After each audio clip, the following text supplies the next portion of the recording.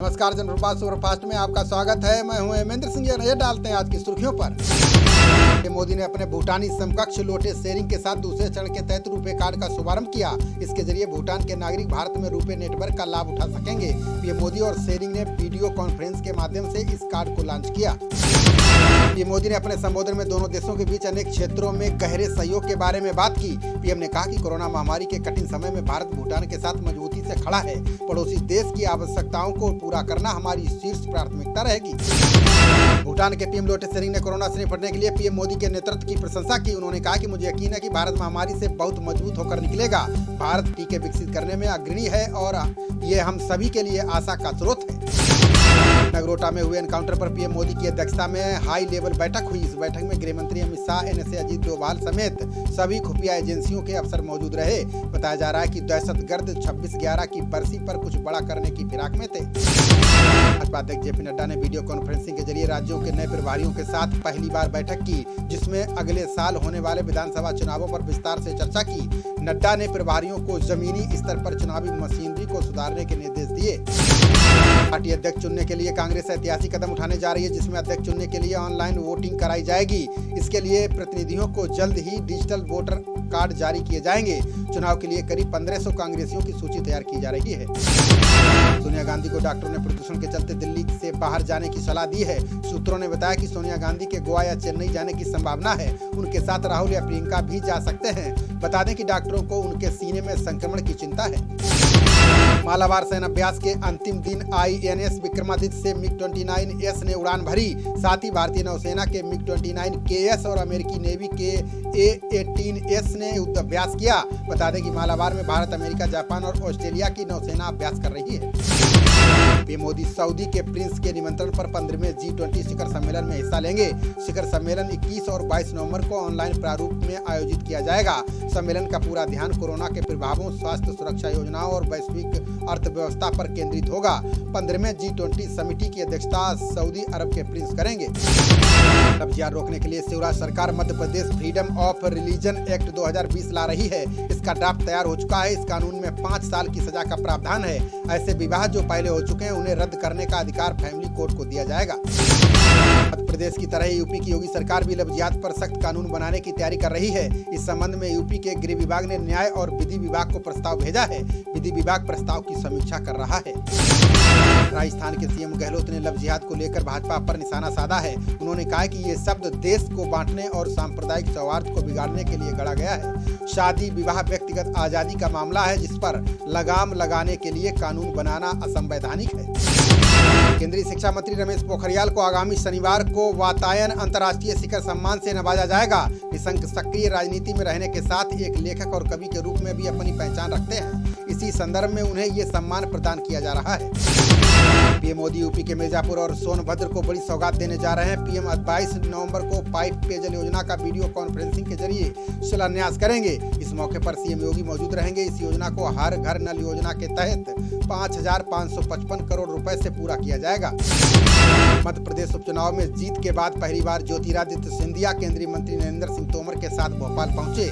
सिंधिया ने CM Shivraj, PM Modi और गृह मंत्री अमित शाह को जीत का श्रेय दिया। उन्होंने कहा कि समय आने पर मंत्रिमंडल का विस्तार किया जाएगा। कोरोना के बढ़ते मामलों को देखते हुए महाराष्ट्र सरकार दिल्ली और मुंबई के बीच विमान सेवा बंद करने पर विचार कर रही है। माना जा रहा है कि विमान सेवा के साथ ही दोनों राज्यों के बीच जारी रेल सेवा भी रोकी जा सकती है। महाराष्ट्र सरकार जल्द ही इस पर फैसला लेगी। कांग्रेस अध्यक्ष सोनिया गांधी ने राष्ट्रीय सुरक्षा, आर्थिक और विदेश मामले को लेकर पार्टी की नीतियों पर विचार के लिए 3 समितियों का गठन किया है, जिसकी अगुवाई पूर्व प्रधानमंत्री मनमोहन सिंह करेंगे। समितियों में चिदंबरम, गुलाम नबी आजाद समेत कई अन्य नेता शामिल हैं। राहुल गांधी ने पीएम मोदी के पूर्व में किए गए लॉकडाउन के फैसले को तुगलकी लॉकडाउन बताया है। राहुल ने करोड़ों मजदूरों को सड़कों पर लाने के लिए भी पीएम को जिम्मेदार ठहराया। राहुल ने कहा कि मोदी सरकार सिर्फ बातों की है, गरीबों का अधिकार कुचल रही है। भारतीय रेलवे जल्द ही देश के चुनिंदा रूटों पर 151 नई प्राइवेट ट्रेनें चलाने जा रही है। इसमें से 12 प्राइवेट ट्रेनें मार्च 2023 से पटरियों पर दौड़ने लगेगी। रेलवे ने इन नई ट्रेनों के संचालन के लिए टेंडर प्रक्रिया शुरू कर दी है। इसके लिए 2 टेंडर आमंत्रित किए गए हैं। हिमाचल के लाहौल स्पीति जिले के थोरंग में एक व्यक्ति को छोड़कर पूरा गांव कोरोना पॉजिटिव पाया गया है। इस गांव में कुल 42 लोग रहते हैं। भूषण ठाकुर अकेले ऐसे शख्स हैं जिन्हें कोरोना छू भी नहीं पाया। उन्होंने बताया कि कोरोना से बचाव के लिए वो पूरे नियमों का पालन करते हैं। हांगकांग मुद्दे पर चीन ने अमेरिका, ब्रिटेन, ऑस्ट्रेलिया, न्यूजीलैंड और कनाडा को आंखें निकालने की धमकी दी है। इन सभी देशों ने चीन द्वारा बनाए गए नियमों की आलोचना को लेकर फाइव आइज गठबंधन बनाया है, जिसमें चीन से कहा गया है कि वो नियमों को वापस ले। मुंबई में सेंट्रल रेलवे ने आज से 8 स्पेशल लोकल ट्रेनों का संचालन शुरू कर दिया है। ये ट्रेनें नवी मुंबई से बेलापुर और नेरुल से खारकोपर स्टेशन तक चलाई जा रही हैं। इससे पहले 15 जून से सरकारी कर्मचारियों सहित आवश्यक सेवाओं के लिए ट्रेन सेवा शुरू की गई थी। भगवा ध्वज को शुद्धिकरण के बीजेपी के बयान पर शिवसेना ने पलटवार किया है। शिवसेना ने कहा कि भाजपा का भगवा ध्वज से कोई संबंध नहीं है। शिवसेना का भगवा ध्वज 3 दशकों से बीएमसी में फैल रहा है। भाजपा में अगर हिम्मत है तो इसे हटाकर दिखाए। जदयू प्रवक्ता संजय सिंह ने तेजस्वी यादव पर जमकर हमला बोला है। उन्होंने कहा कि नैतिकता इतनी झकझोर रही है तो वो इस्तीफा दे दें। उनके ऊपर तो मनी लॉन्ड्रिंग से लेकर अवैध संपत्ति, जमीन कब्जा करने समेत दर्जनों मामले दर्ज हैं। तेजस्वी दूसरों का छोड़ अपनी संपत्ति का ब्यौरा दें।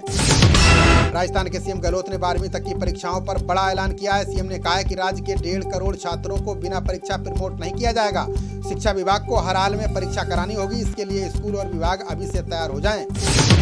केंद्रीय मंत्री बाबुल सुप्रियो ने ममता और टीएमसी को चेतावनी दी है। उन्होंने कहा कि मतदाताओं को डराना धमकाना बंद कर दें, नहीं तो संविधान में इससे निपटने के प्रावधान मौजूद हैं। सुप्रियो ने आरोप लगाया कि पश्चिम बंगाल में 130 से अधिक भाजपा कार्यकर्ताओं की जान ले ली गई है। भाजपा के राष्ट्रीय महासचिव सीटी रवि ने कहा कि कर्नाटक में गोवध पर जल्द ही प्रतिबंध लगाया जाएगा। उन्होंने कहा कि आगामी विधानसभा सत्र में गोवध पर प्रतिबंध लगाने वाला कानून पारित किया जाएगा। गोवध पर रोक निकट भविष्य में कर्नाटक में एक वास्तविकता होगी। अमेरिकी राष्ट्रपति ट्रंप को आम चुनाव में एक बार फिर बड़ा झटका लगा है। ट्रंप की टीम ने मिशिगन में चुनाव धांधली पर दायर मुकदमा वापस ले लिया है। इसमें जो बाइडेन की जीत को चुनौती दी गई है। ट्रंप ने मिशिगन सहित कई अन्य राज्यों में धांधली के आरोप लगाए। अमेरिकी राष्ट्रपति चुनाव में जीत दर्ज करने वाले जो बाइडेन ने कहा है कि ट्रंप चुनाव में हार स्वीकार न करके अंतर्राष्ट्रीय समुदाय को बेहद खराब संदेश दे रहे हैं। बाइडेन ने कहा है कि मुझे नहीं पता कि ट्रंप का मकसद क्या है, लेकिन मुझे लगता है कि ये बेहद गैर जिम्मेदाराना है। असम में विधानसभा चुनाव से पहले बीजेपी और बीपीएफ का गठबंधन टूट की कगार पर पहुंच गया है। दोनों पार्टियां अगले महीने होने वाले बीटीसी का चुनाव अलग अलग लड़ने जा रही हैं। सीएम सोनोवाल की जेपी नड्डा से मुलाकात के बाद गठबंधन तोड़ने का फैसला हो सकता है। सपा सरकार में हुए लखनऊ के गोमती रिवर फ्रंट घोटाले में सीबीआई ने बड़ी कार्रवाई की है। सीबीआई ने सिंचाई विभाग के तत्कालीन चीफ इंजीनियर रूप सिंह यादव को गिरफ्तार किया है। वहीं ईडी ने भी मनी लॉन्ड्रिंग का केस दर्ज किया है और 5 आरोपियों से पूछताछ की। फ्रांस ने भारत से दोस्ती निभाते हुए पाकिस्तान के प्रधानमंत्री इमरान खान की अपील को ठुकरा दिया है। दरअसल पाकिस्तान ने अपने Mirage fighter jet, air defence system और अगोस्टा 90B पनडुब्बियों को अपग्रेड करने के लिए फ्रांस से मदद मांगी थी, जिसे उन्होंने ठुकरा दिया। कानपुर के बिकरू कांड में अब नया मोड़ आ गया है। विकास दुबे की पत्नी रिचा और भाई समेत 9 लोगों पर केस दर्ज किया गया है। इसमें सभी को फर्जी दस्तावेज के जरिए मोबाइल सिम कार्ड और शस्त्र लाइसेंस लेने का आरोपी बनाया गया है। बिकरू कांड में डीआईजी अनंत देव तिवारी के निलंबन के बाद अब 40 अन्य पुलिसकर्मियों पर भी गाज गिर सकती है। एसआईटी की जांच रिपोर्ट के आधार पर यूपी सरकार एक पीपीएस, 2 सीओ समेत थानेदारों और सिपाहियों पर कार्रवाई कर सकती है। तेलंगाना के मुख्यमंत्री के चंद्रशेखर राव ने पीएम मोदी से केंद्र की नौकरियों को लेकर पत्र लिखा है। सीएम राव ने केंद्र की प्रतियोगी परीक्षाओं में क्षेत्रीय भाषाओं में लिखने की अनुमति देने की अपील की है, ताकि राज्यों के उम्मीदवारों को केंद्रीय नौकरियों में अधिक मौका मिल सके।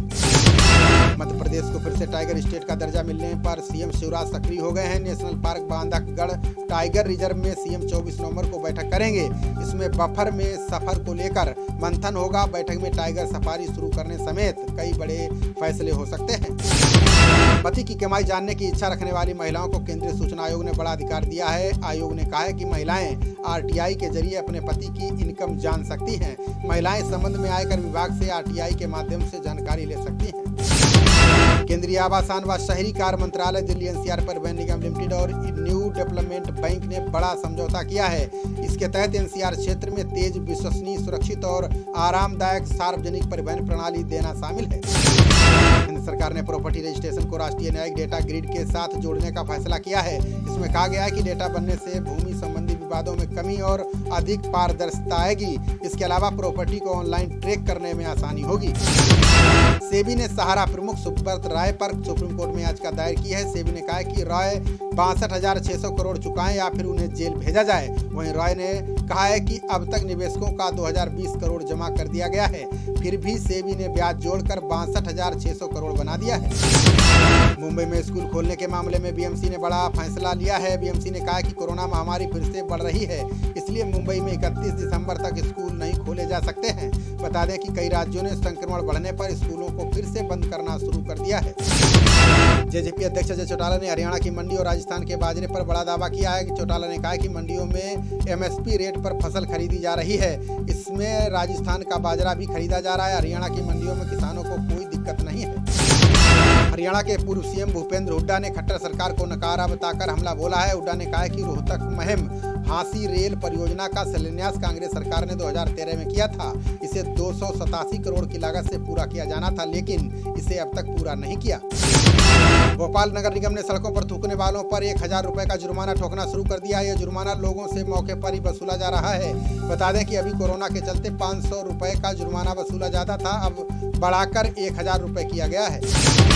मालदीव में हनीमून मनाने वाले जोड़ों पर सन यूनाइटेड किंगडम की कंपेयर बेट ने बड़ा दावा किया है। बेट ने 3100 लोगों पर स्टडी करके रिपोर्ट जारी की है। इसमें कहा गया है कि मालदीव में हनीमून मनाने वाले अधिकांश जोड़ों का तलाक हो चुका है। दिल्ली के अम्बेडकर विश्वविद्यालय ने दाखिला निरस्त कराने वाले छात्रों को बड़ी राहत दी है। विश्वविद्यालय ने कहा है कि सत्र 2020-21 के लिए जिन छात्रों ने प्रवेश लिया है, वो अगर अपना दाखिला निरस्त करवाते हैं तो उन्हें पूरी फीस वापस की जाएगी। हरियाणा के सरकारी स्कूलों में छात्रों के कोरोना पॉजिटिव मिलने के बाद सभी स्कूलों को 30 नवंबर तक बंद कर दिया गया है। स्कूलों में छात्रों के अलावा अध्यापकों के भी आने पर मनाही रहेगी।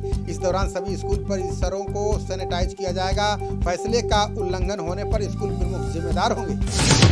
हरदोई में कौमी एकता सप्ताह के अंतर्गत विचार गोष्ठी का आयोजन किया गया। ये गोष्ठी 25 नवंबर तक चलेगी। अल्पसंख्यक कल्याण अधिकारी रोहित सिंह ने सभी धर्मों के अतिथियों का स्वागत किया। रोहित सिंह ने लोगों से प्रेम सौहार्द बनाए रखने की अपील की। पुलिस अधीक्षक धर्मवीर सिंह के निर्देशन पर बिजनौर कोतवाली ने अनूठी पहल की है। मिशन नारी शक्ति के तहत 11वीं कक्षा की छात्रा कृतिका अग्रवाल को एक दिन के लिए थाना अध्यक्ष बनाया गया।